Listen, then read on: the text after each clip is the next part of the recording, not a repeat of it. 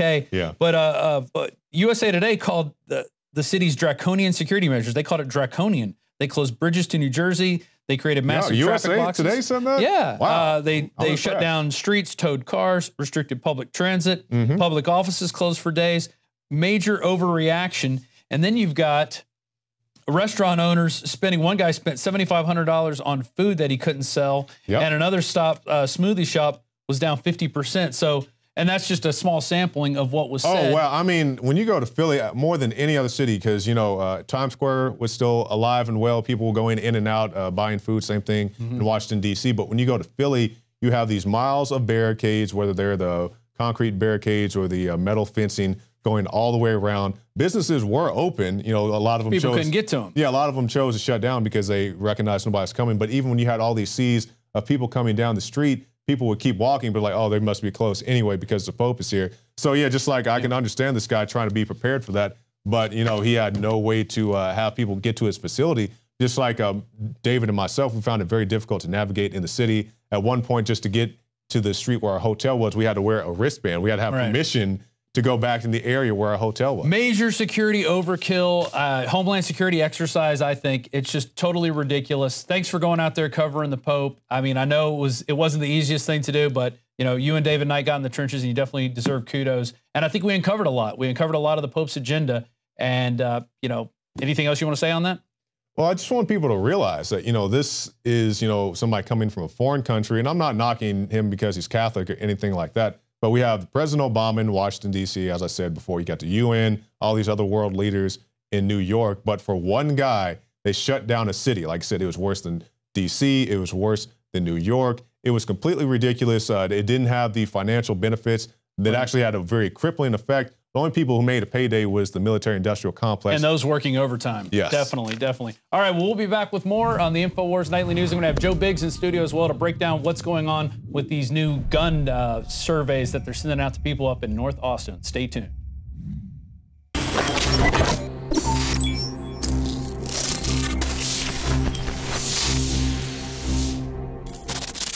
All right, we're going to cut this segment short because I understand we have an urgent phone call right now from Admiral Akbar of the Rebel Alliance. Admiral, thanks for joining us. You know, we were just talking about the internet kill switch, and Barack Obama, you know, he just said that he thinks we should hand power of the internet over to the federal government. Like, that sounds like a scary thought. And Obama says it will be used fairly and distributed equally. What do you say to that? It's a trap. What happened? Did we lose him?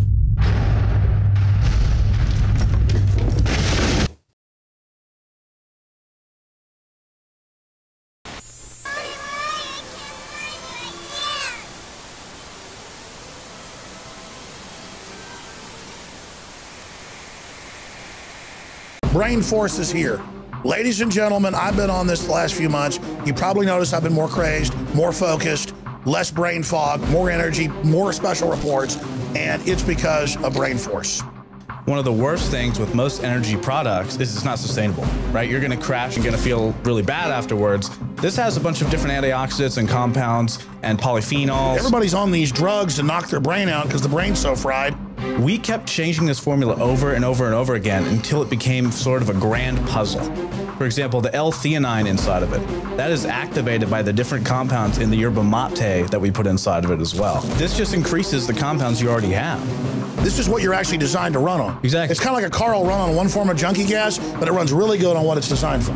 You will find Brain Force, Survival Shield X2, and other game-changing products at InfoWarsLife.com or call 888-253-3139.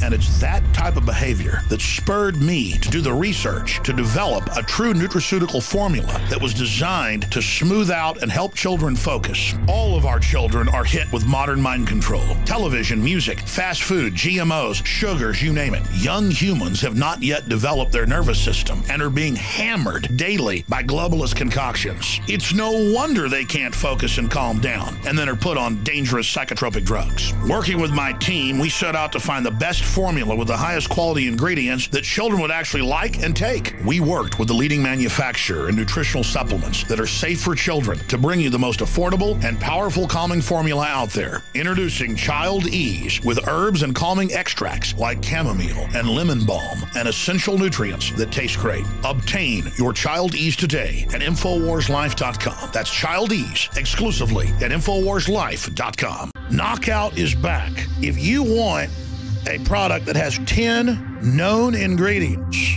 that naturally get your body to relax, your brain to relax, so you get deep, restful sleep, Knockout's it. InfoWarsLife.com. L-theanine, hops flower extract, lemon balm extract, valerian root extract, chamomile flower extract, L-tryptophan extract, melatonin, and more. All organic, all the natural sources. It's the same price as leading brands of melatonin that are 3 milligrams a piece. It has 3 milligrams, the standard recommended dose for an adult. It's got the GABA, so it would probably cost $50 to take all this as separate pills. It's $19.95. You take one or two of these, and it just is really clean, restful sleep is what the reviews are. It's what I've experienced, and it just synergistically puts everything in there. InfoWarsLife.com. That's InfoWarsLife.com, or call 888-253-3139.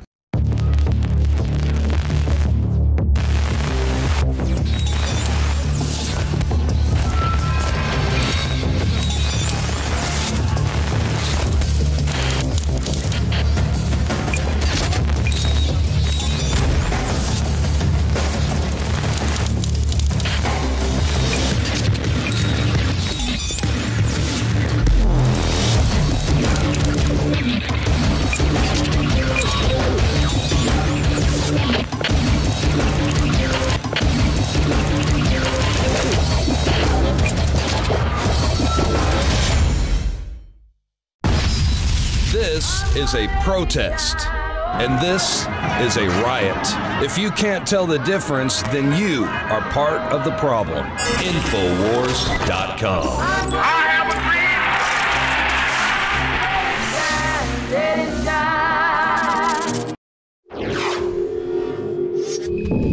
dream. One more item on the Pope before we move on, and this has to do with sexual abuse in, I guess, religion, organized religion. Anyway, this is out of the Huffington Post. Pope Francis meets with survivors of sexual abuse. Pope Francis met with 5 survivors of sexual abuse in Philadelphia on Sunday morning. It was the last day of his trip, incidentally enough. 3 female and 2 male survivors of abuse by clergy, teachers, or relatives were part of a meeting, each accompanied by a family member or supporter. God weeps for sexual abuse of children, Francis said during the speech. These cannot be maintained in secret. I commit to a careful oversight to ensure that youth are protected and that all are responsible will be held accountable. Now, and interestingly enough, while I was interviewing Leo Zagami, he was talking about how at the train station in Rome, they had fake ambulances set up there, and they were actually taking Romanian orphan kids that they were finding at the train station. I guess they hang out there and pickpockets or do whatever. They were taking these kids, putting them in these ambulances, and driving them into Vatican City for late night parties with priests. So he needs to start at the Vatican. That is where the sexual abuse investigation needs to go, Mr. Pope, sir. Moving on to a Daily Mail article. Former House Speaker Dennis Hastert negotiating a guilty plea over charges he paid $3.5 million in hush money to cover up sexual contact with the male. That's right. It doesn't just happen in the clergy or in organized religion or in churches. It also happens within our own government, and we've detailed this exhaustively at InfoWars.com. But here it is with Dennis Hastert, former Republican Speaker, who was the longest serving Republican Speaker of the House in history. A May indictment says Hastert agreed to pay $3.5 million to someone identified only as Individual A to hide past misconduct. It has been claimed that Individual A is a victim of sexual abuse that Hastert was attempting to silence. It is believed that the individual is linked to his days as a high school teacher. That's right, he taught wrestling and I believe was a teacher at a high school for a number of years. Another possible victim has emerged. The sister of a student at Yorkville High School told ABC News that in June that Hastert had sexually abused her brother, who is now deceased. And Stephen Reinhold was a student equipment manager when Hastert worked at Yorkville High School in Illinois from 1965 to 1981. So There you go. It's always the people that work around children that you need to be most wary of. It was Jerry Sandusky and the Penn State family and that was all covered up. You know, Joe Paterno was probably in on the cover-up. We don't know because he ended up dying right after all the allegations came out. But Sandusky is serving jail time. He was caught in the shower with boys. There's allegations that high-paying donors were flown in to have sex parties with little boys, all at Penn State. That's the stuff we need to worry about. That's the stuff, if the Pope's really serious, we'll see people's heads starting to roll very quickly, having to deal with child abuse. Now on to some market news. NASDAQ completes Death Cross Grand Slam. The NASDAQ Composite has produced a Death Cross chart pattern on Monday, joining 3 other major market indexes which have produced similar bearish chart patterns over the past couple months. A Death Cross appears when a 50-day moving average crosses below the 200-day moving average, an event that many chart watchers view as marking the spot a shorter-term correction morphs into a longer-term downtrend. And if you take a look at MarketWatch, they're reporting the NASDAQ is down 142 points for the day. That's a percentage of 3.04%. Now, at INFOWARS, we had a lot of people coming on, a lot of market analysts all talking about how September, October were going to be some really volatile months, and we reported it as that. And then other people came out and said, well, when this super Shemitah happens, it's going to just be decimating. Well, we haven't seen that yet, but we are seeing substantial downturns occurring in the market. So be looking out for that. Now, I want to end tonight's segment here with another Daily Mail article. Witnesses capture video of Virginia cop taking down a man with a stun gun who isn't resisting arrest. Let's go to that video now.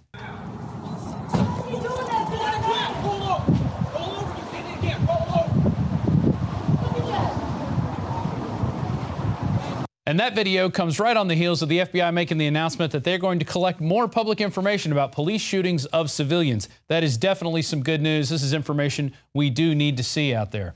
Now, coming up, we're going to have an interview with Joe Biggs where we look at a troubling survey that was put out by a local school here in the Austin area. And David Knight has a report about a cab driver in Philadelphia telling us what's wrong with the United States and how to fix it.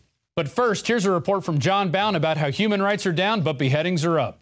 2015, a banner year for beheadings in Saudi Arabia. According to Amnesty International, beheadings have surpassed 175 at a rate of 1 every 2 days. Many had hoped that new Saudi King Salman would have diminished the brutality. Instead, he has accelerated it. The Independent reports the kingdom killed 102 convicted criminals in the first 6 months of 2015 alone, putting it on course to beat its 1995 record number for the calendar year of 192. Those killed included children under the age of 18 at the time of the offense and disabled people. In fact, the numbers have climbed to such a high level, the Saudis have placed a job posting for 8 new executioners. 28% of those that faced the executioner's blade were due to drug offenses, adultery, witchcraft, and of course sorcery. Many of those executed are not given legal representation and confess to their crimes after breaking under torture. The bodies of the executed are regularly displayed in public squares where the corpse is tied to a bag with the head of the violator inside of it,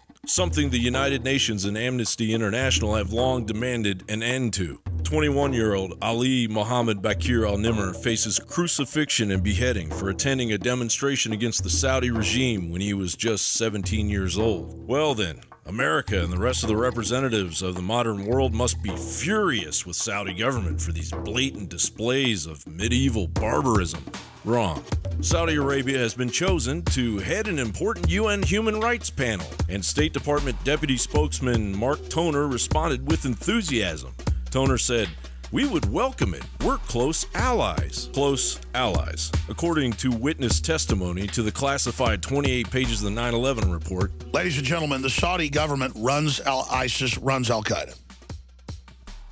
Does that mean that sometimes these groups don't attack Saudi Arabia to demand more goodies and more power and more weapons? Absolutely. But that's the real problem. There it is in the New York Times. Convicted terrorist claims Saudis funded Al-Qaeda and knew of plots at Down Air Force One. It's in the 28 pages that Saudi Arabia was running the hijackers, and they were in Saudi intelligence. Yeah, but let's go further than that. Under Clinton and Bush, they protected those hijackers when the FBI tried to stop them, when they were training, when people at the flight schools were suspicious. But what about how at least 5 of the 19 trained at U.S. military bases and were given spy training? The head of the Defense Language School, Colonel Stephen Butler, went public a week after 9/11 in the San Jose Mercury News and said, I don't know what's going on, but we train these guys at our bases. Muhammad Atta was in my class. Something's wrong. Of course.